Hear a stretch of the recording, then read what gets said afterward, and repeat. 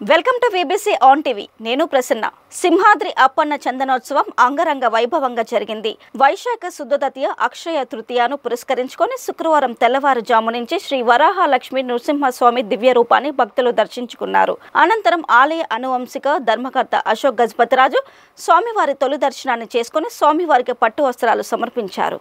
శుక్రవారం వేకువజాము నుంచే చందనోత్సవ కార్యక్రమాలను ఆలయ అర్చకులు ప్రారంభించారు. సుప్రభాతి సేవ అనంతరం వెండి బొరుగుతో స్వామిపై ఉన్న చందనాన్ని ఒలిచారు. అనంతరం ఆరాధన నిర్వహించి తొలి దర్శనాన్ని దేవస్థానం అనువంశిక దర్శకర్త పూసపాటి అశోక గజపతిరాజుకు అందించారు. తదుపరి ఇతర ప్రముఖులు దర్శించుకున్నారు. అనంతరం తెల్లవారుజామున 3 గంటల నుంచి భక్తులకు దర్శనాలకు అనుమతించారు. సింహగిరిపై చందనోత్సవ ఏర్పాట్లను విశాఖ కలెక్టర్ మల్లికార్జున పరిశీలించారు. ఆలయ నీలాద్రి గుమ్మం, దక్షిణ మార్గం, ఉత్తర మార్గం, భక్తులు వేచి ఉండే క్యూ లైన్లను పరిశీలించారు. భక్తులకు ఇబ్బందులు తలెత్తకుండా ఉత్సవాన్ని నిర్వహిస్తున్నామన్నారు. జీవీఎంసీ కమిషనర్ సాయికాంత్ వర్మ భక్తులకు కొండ దిగువన అసౌకర్యం కలగకుండా ఎప్పుడూ లేని విధంగా మంచి ఏర్పాట్లు చేశారని, భక్తులకు మంచినీటి సౌకర్యం, మజ్జిగ చలివేంద్రాలు, వసతులను ఏర్పాటు చేయించామని తెలిపారు. చందనోత్సవం సందర్భంగా విధులు నిర్వర్తించాల్సిన పోలీసులు భక్తులకు ఎటువంటి ట్రాఫిక్ సమస్యలు తలెత్తకుండా నిన్న సాయంత్రానికి సింహగిరికి చేరుకున్నారు. పాత గోశాల జంక్షన్, పాత అడవివరం జంక్షన్ నుంచి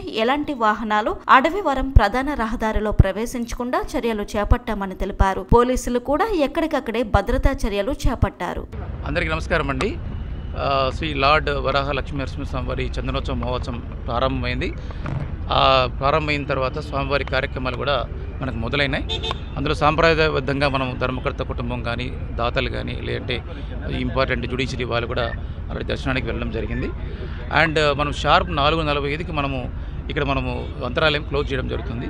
చిన్న గేట్ ఒకటి ఉంది, 3 feet హైట్, అది కూడా క్లోజ్ చేసి తాళం మనం ఈవో గారికి ఇవ్వబోతున్నాం. ఆ విధంగా అంతరాలయం దర్శనాన్ని లిమిట్ చేయడం జరిగింది.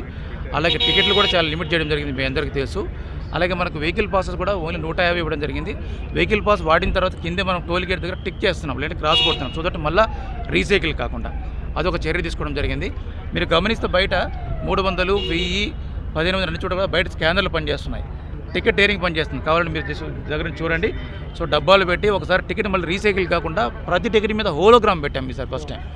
సో ఆ విధంగా చిన్న పొరపాట్లు ఏవైతే వాటి గురించి మేము తెలుసుకున్నాము, వాటి గ్రహించి ఈసారి ఎటువంటి పొరపాట్లకి ఆస్కారం లేకుండా, తావు లేకుండా మీ అందరి సహకారంతో మనకి పోలీస్ డిపార్ట్మెంటు, ఎండోమెంటు, అలాగే జీవీఎంసీ అన్ని డిపార్ట్మెంట్ సహాయ సహకారాలతో ఇప్పటివరకు దేవుడి దయ వల్ల అంత కార్యక్రమం చాలా సజావుగా జరుగుతూ ఉంది.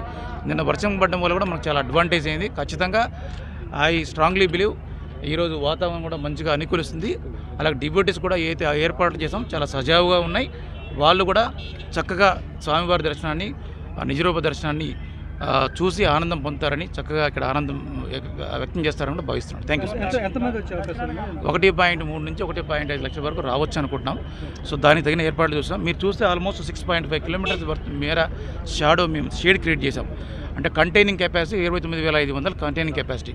అలాగే బయట మనకు జనరల్ పబ్లిక్కి ఇబ్బంది రాకూడదని చెప్పి సుమారుగా మనము ఆల్మోస్ట్ అన్నీ కూడా వైట్ పెయింట్, రిఫ్లెక్టివ్ పెయింట్ కూడా వేయడం జరిగింది. అంటే కాలకూడదని ఆ ఏర్పాట్లు కూడా చేయడం జరిగింది.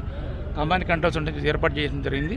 ఎక్కడ ఎంప్లాయీస్ ప్రాబ్లం వచ్చినా కానీ కమాండ్ కంట్రోల్స్ నెంబర్ నిన్న పాస్ అని జరిగింది, both landline number, mobile number. ఇది కాకుండా మనకి దర్శనం పూర్తయిన తర్వాత కిందికి దిగితే అక్కడ మనకి సుమారు 800 మందికి ఫుడ్ ఏర్పాట్లు కూడా వన్ టైంకి చేసాం. కింద కూడా ఫుడ్ ఏర్పాట్లు చేయడం. నిన్న డ్రై రన్ చేసామంటే డ్రై రన్లో కూడా ప్రతి పార్కింగ్ ప్లేస్లో కూడా వాటరు, టాయిలెట్ పాయింట్, అలాగే ఫుడ్ ఏర్పాటు కూడా చేయడం జరిగింది. పబ్లిక్కి సౌకర్యవంతంగా ఉండేదానికి అన్ని రకాల ఏర్పాట్లు మీ అందరి సహకారంతో చేయడం జరిగింది. చిన్న లోటుపాట్లు ఏదైనా ఉంటే దయచేసి మా దృష్టికి తండి, అవి కూడా కరెక్ట్ చేయడానికి సిద్ధంగా ఉన్నాం.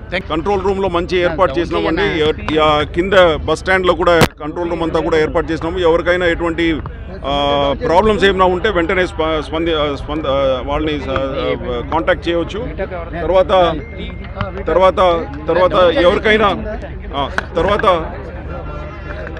ఇక్కడ బస్ స్టాప్లో వచ్చిన తర్వాత ఏదైతే క్యూస్ ఉందో అక్కడ కూడా చాలా జాగ్రత్తగా వాళ్ళ 300 రూపీస్ కానీ, 1000 రూపీస్ కానీ, 1500 రూపీస్ కానీ ఆ క్యూస్లో, రెస్పెక్టివ్ క్యూస్లో అందరూ వెళ్ళాలా. Okay, thank you. ఇప్పుడు దాకా అరౌండ్ 25,000 to 30,000 దాకా వచ్చే ప్రాథమిక సమాచారం ప్రకారంగా అంతమంది వచ్చేసినట్టు సమాచారం ఉంది. ఓకే, దగ్గర 50 సంవత్సరాల నుంచి వివాదంగా ఆగిపోయిన రోడ్లు ఏవైతే ఉన్నాయో సింహాద్రి అప్పన్న దగ్గరికి రావడానికి మెయిన్ రోడ్లు ఏవైతే ఉన్నాయో అన్నీ చాలా వెడల్పు చేసి నిజంగా ఒక ప్రాకారంలాగా ఈ రోడ్లని ఏర్పాటు చేసి భక్తులకి ఇక నుంచి ఏ రకంగా సింహాద్రి అప్పన్నకి సందనోత్సవం కానీ గిరి ప్రదక్షిణ కానీ ఎటువంటి కష్టాలు రాకుండా ఏర్పాటు చేసింది ప్రభుత్వం. అలాగే కమిషనర్ గారు, ఈవో గారు వీళ్ళందరూ కూడా అణువు చాలా జాగ్రత్తగా చేయాలనే కార్యక్రమం ఈసారి ఏర్పాటు చేయడం చాలా సంతోషం, చాలా ఆనందకరం. ఈసారి చాలా అద్భుతంగా అన్ని ఏర్పాటు చేశారు. భక్తులకి అందరికీ బ్రహ్మాండమైన దర్శనం అవ్వాలని మనస్ఫూర్తిగా భగవంతుడు కోరుకుంటున్నాను.